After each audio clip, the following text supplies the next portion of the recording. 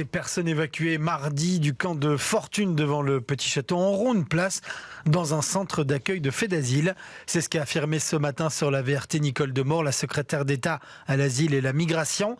Les 40 premières personnes ont trouvé une place dans l'un des centres d'accueil de fait d'asile hier. 40 autres trouveront un toit aujourd'hui. Les autres trouveront également un hébergement fait d'asile dans les jours à venir. Voilà ce qu'a déclaré Nicole Demore. Les services de secours restent perturbés ce mercredi. Les pompiers qui manifestaient hier continuent leurs actions aujourd'hui dans le cadre de la semaine de protestation dans le service public. D'après les représentants syndicaux, ils sont encore plus nombreux qu'hier à être en grève après les réunions jugées infructueuses avec les ministres fédéraux de l'Intérieur et de la Santé publique qui ont lieu hier. Toute l'info sur BX1.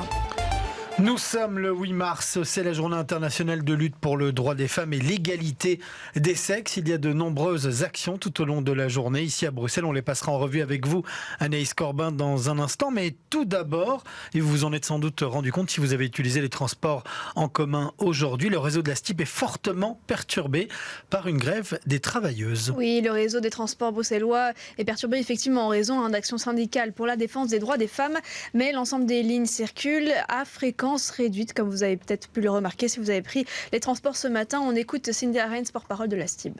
On s'attendait à ce que le réseau soit perturbé, vu qu'une partie de notre personnel avait annoncé qu'il allait participer donc à ce mouvement pour les droits des femmes qui a lieu aujourd'hui à Bruxelles.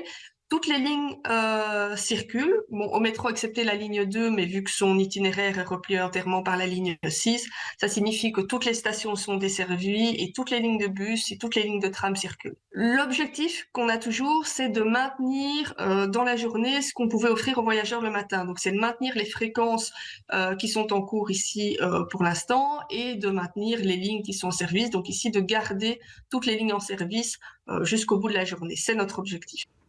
Alors Anaïs, on va revenir avec vous sur tout ce qui est prévu aujourd'hui à l'occasion de cette journée de lutte pour les droits des femmes, avec en point d'orgue la marche mondiale des femmes qui est prévue à 18h, départ place de l'Albertine. Oui, alors cette manifestation qui avait rassemblé près de 5000 personnes l'an dernier revendique une économie féministe durable, soucieuse du bien-être de toutes et tous. Elle viendra clôturer une journée d'action marquée notamment par une grève féministe pour la 5e année d'affilée, mais également plusieurs actions syndicales de la CSC et la FGTB à 14h et un village féministe qui s'installera dès 15h30 à proximité de la gare de Bruxelles Centrale. Cette année, le réseau mondial féministe de la Marche mondiale des femmes a décidé de mettre l'accent sur les violences économiques qui touchent les femmes dans cette période de crise énergétique et du pouvoir d'achat.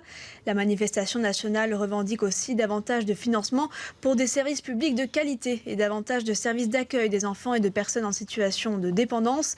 Elle soutient également l'augmentation du salaire minimum à 14 € brut de l'heure, mais aussi la dépénalisation de l'IVG, la fin de la culture du viol, le droit des femmes migrantes au travail et la solidarité féministe internationale. La manifestation sera d'ailleurs l'occasion de montrer la solidarité des féministes belges envers les luttes d'autres femmes, notamment en Iran, en Afghanistan, au Pérou, en République démocratique du Congo.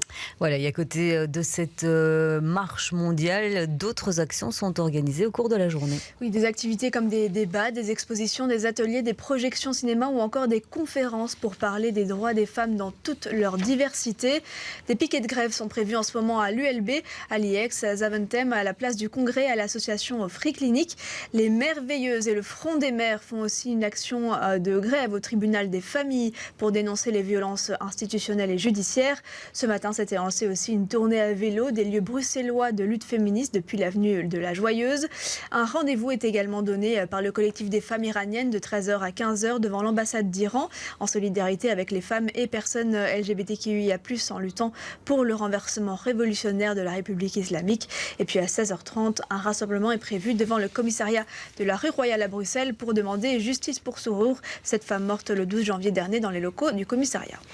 Merci beaucoup Anaïs Corbin pour toutes ces informations ici en studio.